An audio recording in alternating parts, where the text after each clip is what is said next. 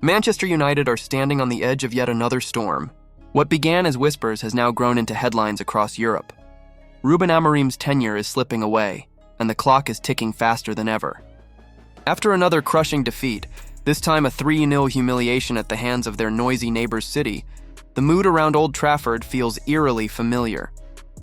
It is the same uneasy tension that has lingered over the club for the last decade, one that always seems to end the same way, with the manager facing the inevitable. And now, Amorim's words have only fueled the fire. When confronted about United's disastrous start, he didn't offer compromise or adjustment. Instead, he doubled down, defiantly telling the board that if they wanted change, it would have to be him who changed, not his philosophy. His message was blunt. When I want to change, I will. If not, you will have to change the man. That kind of ultimatum is rare, even in football. But in Manchester, where more than £200 million were spent in the summer, patience has its limits. The numbers are damning. Opta now gives United an 11% chance of relegation, a higher likelihood than finishing in the top 5. Think about that. A club of United's size, history, and wealth, with a squad packed with international stars, is closer to the drop than to Europe. The excuses about off-pitch issues may have carried some weight in the past, but not anymore. Fans don't want to hear about hidden problems. They want results. And right now, they are watching one of the most expensive squads in England fall apart before their eyes. The problem runs deeper than just results. It's about stubbornness. Amorim has clung to his 3-4-3 system like a lifeline, even when it has dragged the team under. Playing Bruno Fernandes, one of the Premier League's best attacking midfielders, as a holding player has been compared to forcing Virgil van Dijk into midfield. It makes no sense.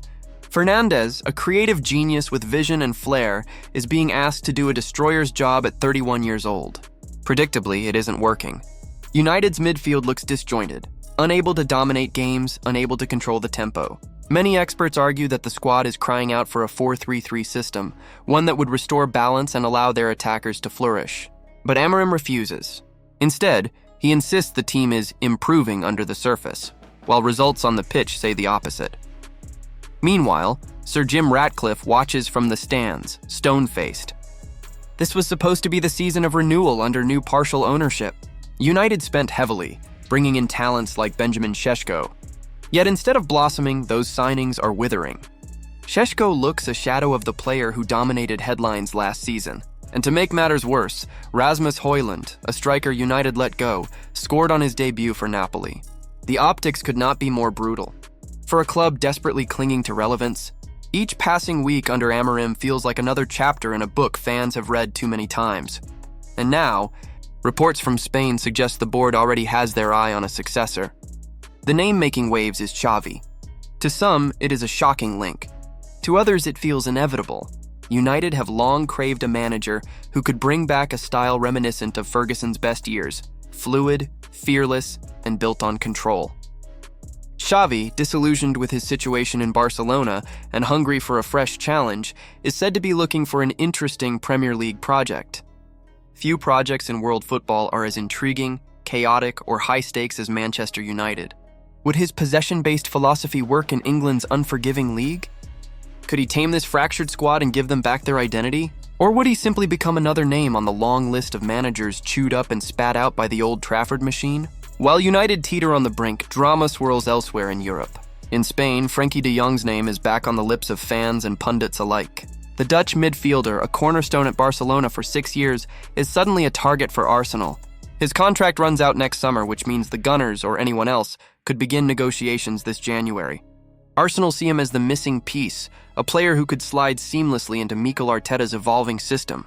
His versatility, his ability to control the rhythm of a game, and his composure on the ball make him a tantalizing option.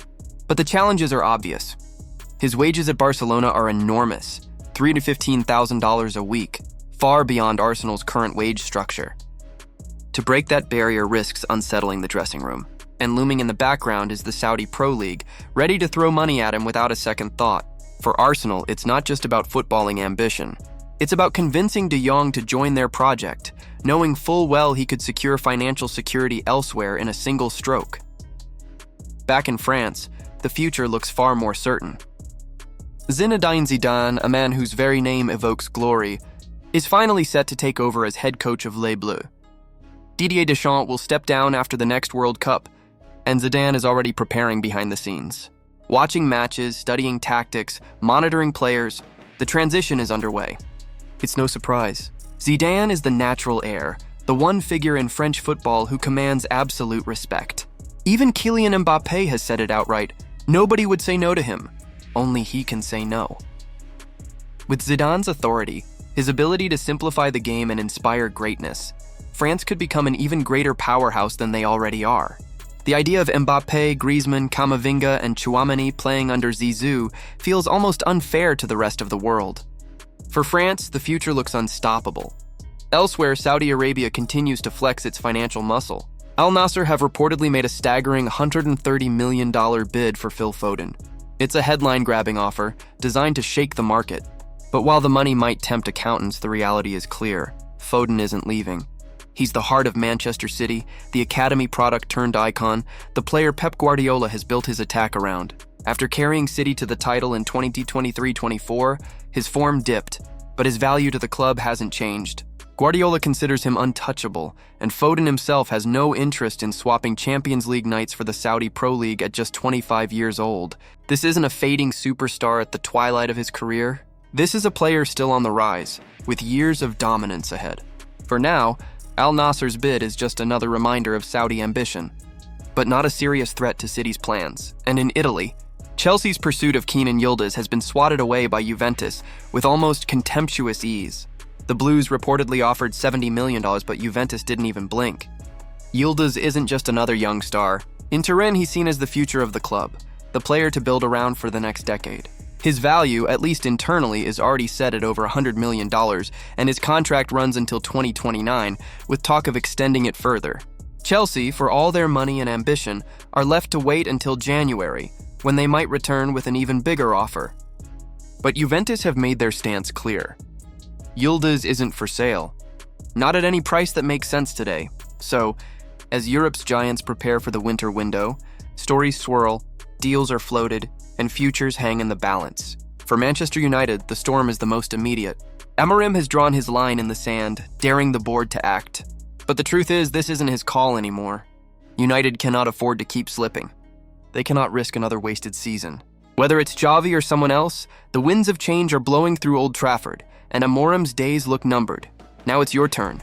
Do you think Rúben Amorim deserves more time to prove his philosophy can work at Manchester United, or has the moment already passed? Would Xavi truly be the answer, or just another gamble in a decade full of them? And beyond Old Trafford, which of these transfer sagas excites you most? De Jong to Arsenal, Foden resisting Saudi millions, Zidane preparing for France, or Yildiz standing firm in Turin? Drop your thoughts in the comments below.